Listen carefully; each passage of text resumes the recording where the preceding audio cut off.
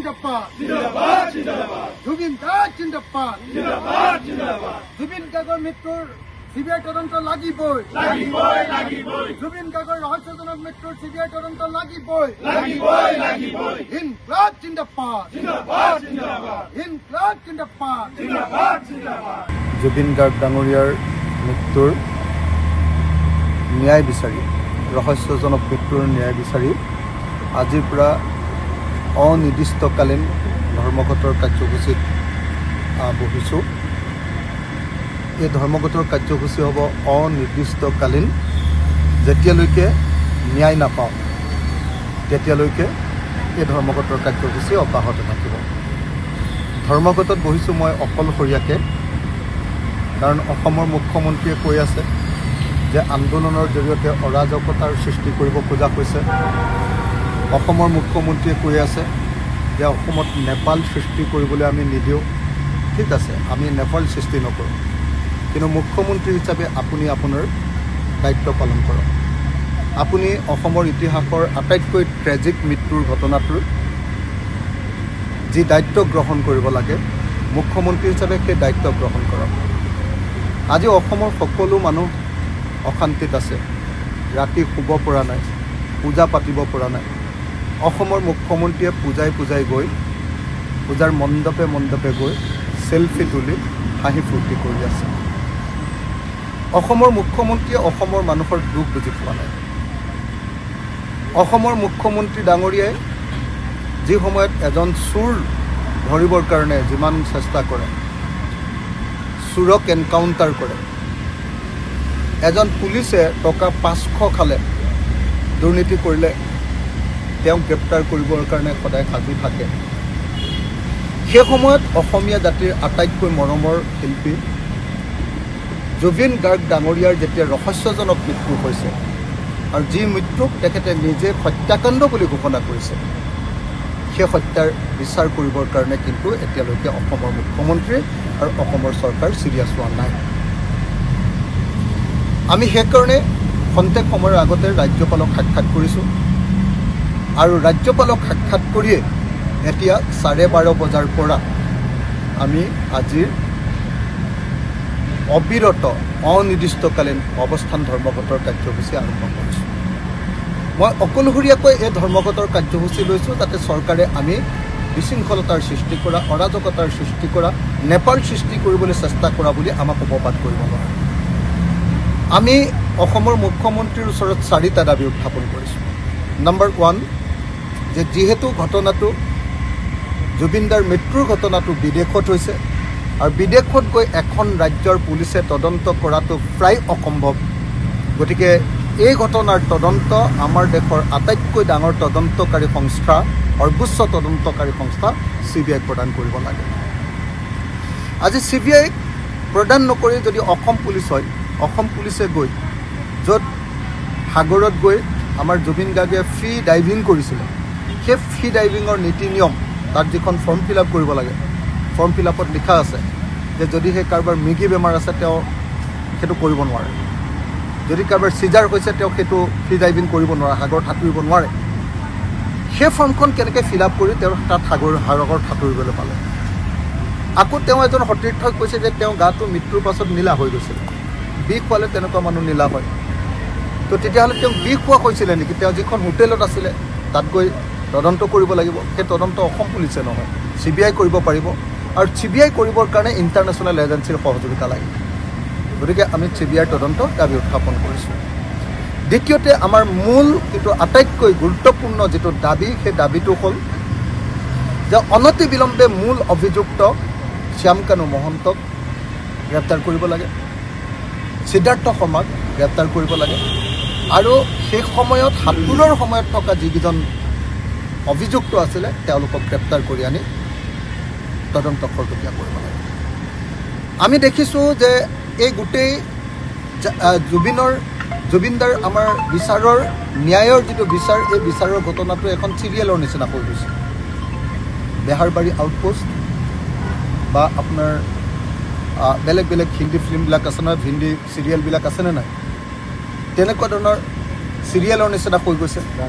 এদিন মুখ্যমন্ত্ৰীয়ে কিবা এটা কয়, এদিন অভিযুক্তই কিবা এটা কয়, কোনোবা এদিন আকৌ অভিযুক্তই আপোনাৰ ফেচবুকত লাইভ দিয়ে, কোনোবা দিন আকৌ অভিযুক্তই ফেচবুকত মই আহি আছোঁ বুলি ভীমৰ বচন আওৰায়। তো যি সময়ত আমি দেখিছোঁ যে জুবিন গাৰ্গৰ ন্যায় বিচাৰি প্ৰতিবাদ কৰা মানুহৰ ওপৰত NSA লগাই দিছে, সেই সময়ত জুবিন গাৰ্গক হত্যা কৰিলে বুলি মুখ্যমন্ত্ৰীয়ে নিজে কৈছে।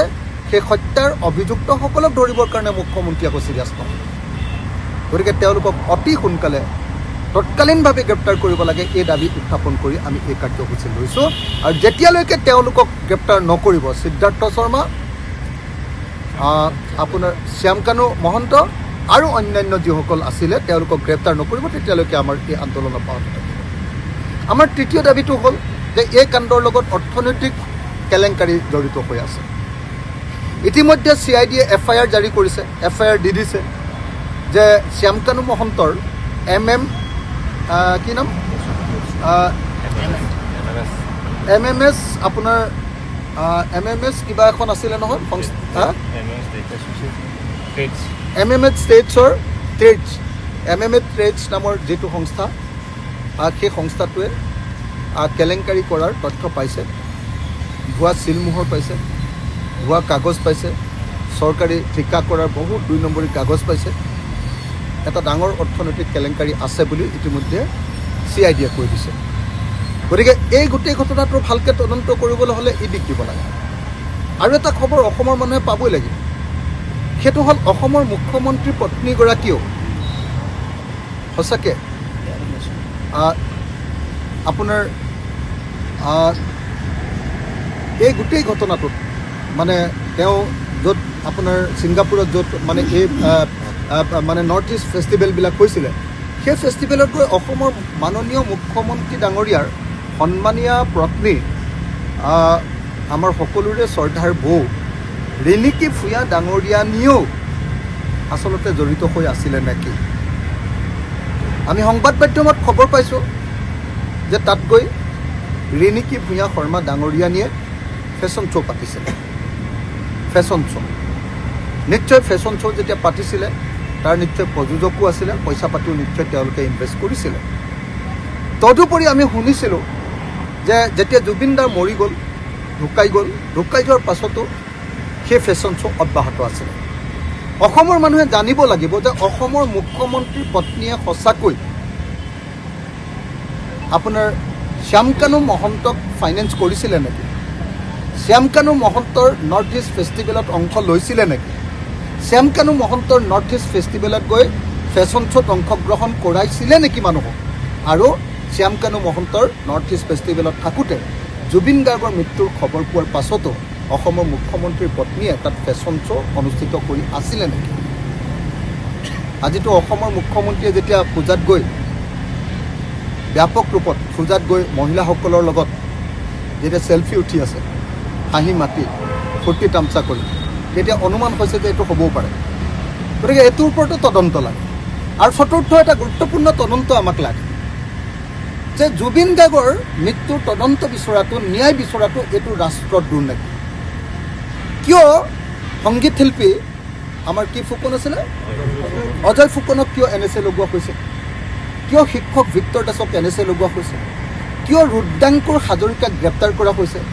আৰু বিভিন্নজনক কিয় গ্ৰেপ্তাৰ কৰা হৈছে? কেৱল ন্যায় বিচৰাৰ কাৰণে।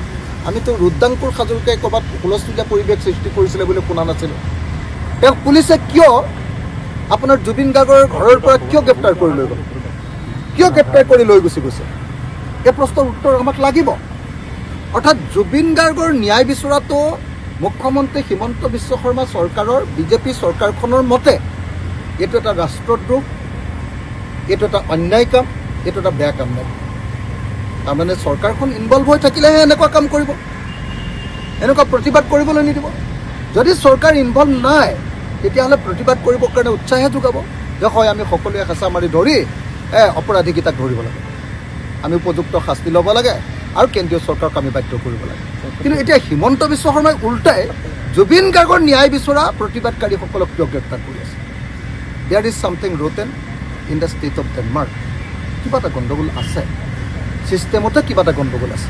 গতিকে এই গোটেই ঘটনাৰ এটা পুংখানুপুংখ তদন্ত অসমৰ মানুহক লাগিব আৰু সেইকাৰণে সেই ন্যায় বিচাৰি আমি ৰাইজৰ দলৰ সভাপতি হিচাপে আন কাৰো উপস্থিত নথকাকৈ বেছি মানুহ ইয়াত উপস্থিত নথকাকৈ কোনেও যাতে ক'ব নোৱাৰে যে ইয়াত অৰাজকতা হৈছে, কোনেও যাতে ক'ব নোৱাৰে নেপাল সৃষ্টি কৰিব খুজিছে, হিমন্ত বিশ্ব শৰ্মাই যাতে ক'ব নোৱাৰে, তেনেকুৱা এটা শান্তিপূৰ্ণ গণতান্ত্ৰিক অহিংসা কিন্তু আপোচবিহীন এটা আন্দোলনৰ কাৰ্যসূচী আজিৰ পৰা আৰম্ভ কৰিছোঁ আৰু যেতিয়ালৈকে ন্যায় নাপাওঁ এই আন্দোলনৰ কাৰ্যসূচী অব্যাহত থাকিব।